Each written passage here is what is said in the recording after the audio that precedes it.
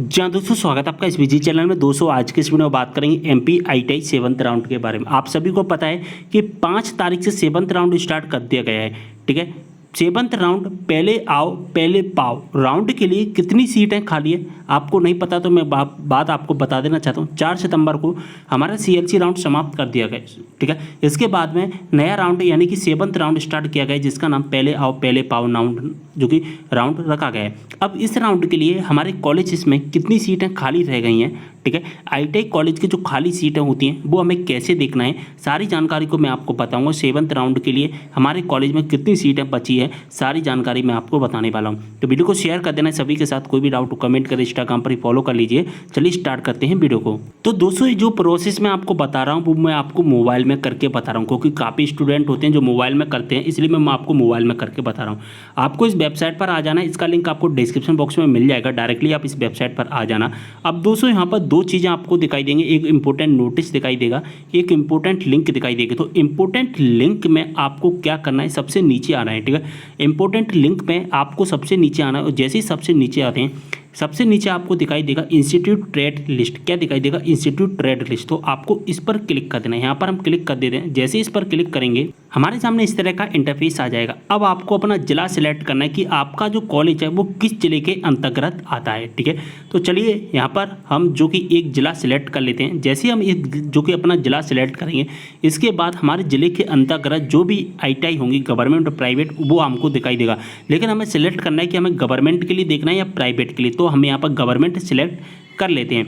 इसके बाद में क्या होगा कि भोपाल में जितनी भी गवर्नमेंट आईटीआई होंगी उन सभी की लिस्ट यहाँ पर आपको दिखाई दे जाएगी। ठीक है, तो गवर्नमेंट आईटीआई की जो भी लिस्ट है वो हमें दिखाई दे जाएगी। चलिए यहाँ पर हम सिलेक्ट कर लेते हैं।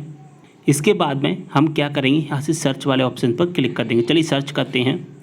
जैसा कि देख पा रहे हैं हमने सर्च कर लिया है। ठीक है, और इस कॉलेज के अंतर्गत जितने भी ट्रेड्स होंगे उन सब की लिस्ट आ जाएगी।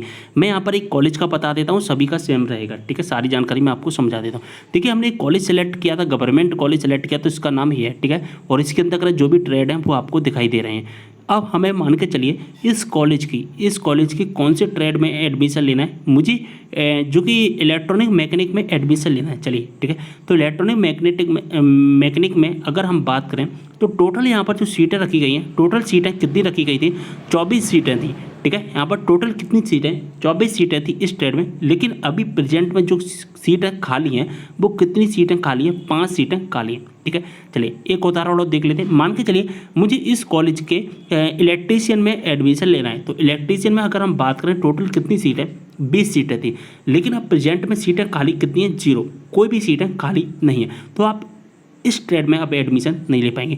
अगर हम मान के चलिए कि आपको किस ट्रेड में एडमिशन लेना है, कंप्यूटर ऑपरेटर वाले ट्रेड में एडमिशन लेना है, तो इस ट्रेड में कितनी सीटें? 48 टोटल सीटें थी। लेकिन प्रेजेंट में सीटें कितनी खाली हैं? 10। यानी कि अब केवल 48 टोटल सीटें थी जिसमें से 38 सीटें फुल हो चुकी हैं और 10 सीटें अभी प्रेजेंट में खाली हैं। यानी कि अभी 10 स्टूडेंट का एडमिशन हो जाएगा। तो यहाँ पर जो वैकेंट जो टोटल दिखाई दे रहा है ना, इसका मतलब है कि इस कॉलेज में इस ट्रेड में यानी कि कॉलेज में ट्रेड में इतनी सीटें 3 टोटल। और जो टोटल वैकेंट आपको दिखाई दे रहा है ना, जो टोटल वैकेंट इसका मतलब है कि अभी प्रेजेंट में खाली है।